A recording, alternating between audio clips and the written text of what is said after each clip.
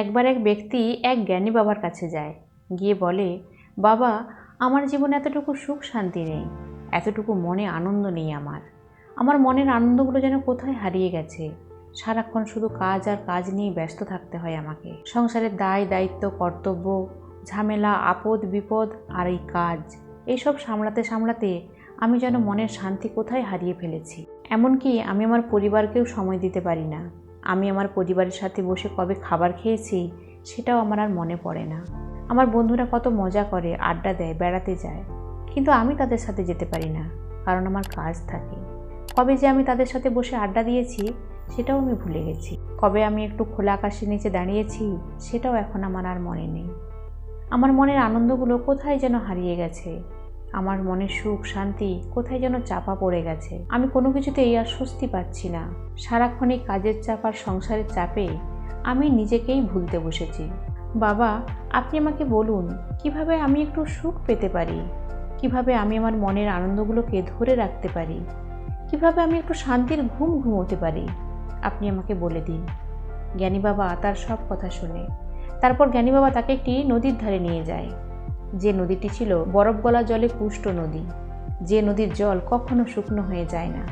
সেরকম একটি নদীর তীরে গিয়ে বাবা বললেন যে, দেখো বাছা, তোমার সমস্যা আমি শুনলাম, কিন্তু তোমার এই প্রশ্নের উত্তর আমি তোমাকে কাল দেব, এইখানে, এই নদীর তীরে। সেই জন্য কাল তোমাকে এখানে আবার আসতে হবে।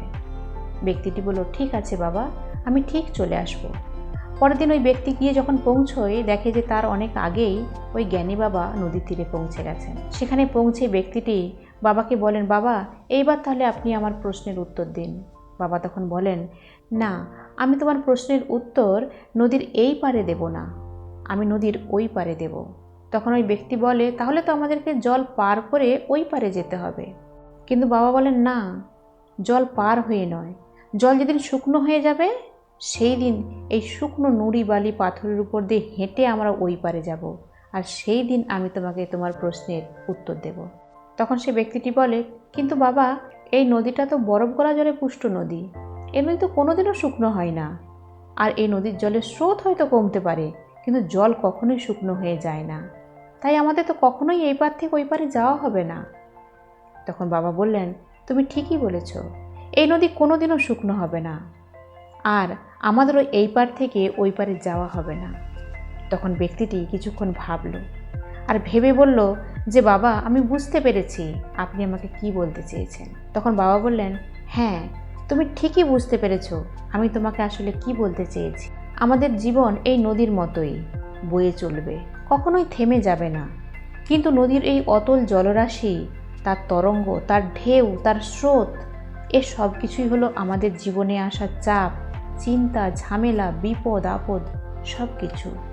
এগুলো থাকবেই, কারণ এগুলো আমাদের জীবনের সাথেই জড়িয়ে আছে। তুমি কোনোভাবেই এগুলো জীবন থেকে সরাতে পারবে না। জীবন আছে বলেই এত চাপ, চিন্তা, ঝামেলা আছে। তাই তুমি যদি মনে করো যে তোমার কাজ শেষ হয়ে গেলে তুমি আনন্দ করবে, তোমার চাপটা কমে গেলে তুমি একটু খুশিতে থাকবে, তোমার সমস্যাগুলো মিটে গেলে তুমি একটু ভালো থাকবে, তাহলে তুমি ভুল করছো। কারণ জীবনে আসা সমস্যা কখনোই শেষ হয় না, একটার পর একটা চলতে থাকে। জীবনে আসা চাপ, চিন্তা চলতেই থাকবে, আর কাজ সে তো করতেই হবে, কাজেরও কোনোদিন শেষ হবে না। তাহলে তুমি নিজেকে প্রশ্ন করো যে তুমি কবে একটু খুশিতে থাকবে, কবে তুমি জীবনের আনন্দগুলোকে উপভোগ করবে। ব্যক্তিটি বাবাকে বলল, আপনি ঠিকই বলেছেন বাবা, আমি ভুল করছিলাম, আমি জীবনের অর্থটাই বুঝে উঠতে পারছিলাম না। আপনাকে অনেক ধন্যবাদ। আপনি যেমনভাবে বললেন আমি ঠিক সেভাবেই এবার থেকে জীবনযাপন করব। তো বন্ধুরা, আমাদের জীবনেও এরকম চাপ, চিন্তা, ঝামেলা, বিপদ আপদ, সমস্যা সব কিছু রয়েছে। এই সব কিছু নিয়েই আমাদের জীবন। আপনি কখনোই এগুলোর বাইরে নিজের জীবনকে ভাবতে পারবেন না, কিন্তু এই সমস্ত কিছু আছে বলে আপনি আনন্দের মুহূর্তগুলোকে হারিয়ে ফেলবেন না জীবন থেকে। তাই এগুলোকে স্বাভাবিকভাবে নিতে শিখুন। পরিবারকে সময় দিন, বন্ধুদের সময় দিন। এদের থেকে পাওয়া যে ছোট ছোট আনন্দ আর খুশির মুহূর্তগুলো, সেগুলোকে জীবনে ধরে রাখুন, উপভোগ করুন। তাহলেই দেখবেন একটি আপনি আনন্দময় জীবন কাটাতে পারবেন। তো বন্ধুরা, ছোট এই গল্পটা যদি আপনাদের ভালো লাগে তাহলে অবশ্যই লাইক, কমেন্ট, শেয়ার করবেন এবং এই ধরনের গল্প পাওয়ার জন্য আমার চ্যানেলটাকে সাবস্ক্রাইব করে আমার পাশে থাকবেন।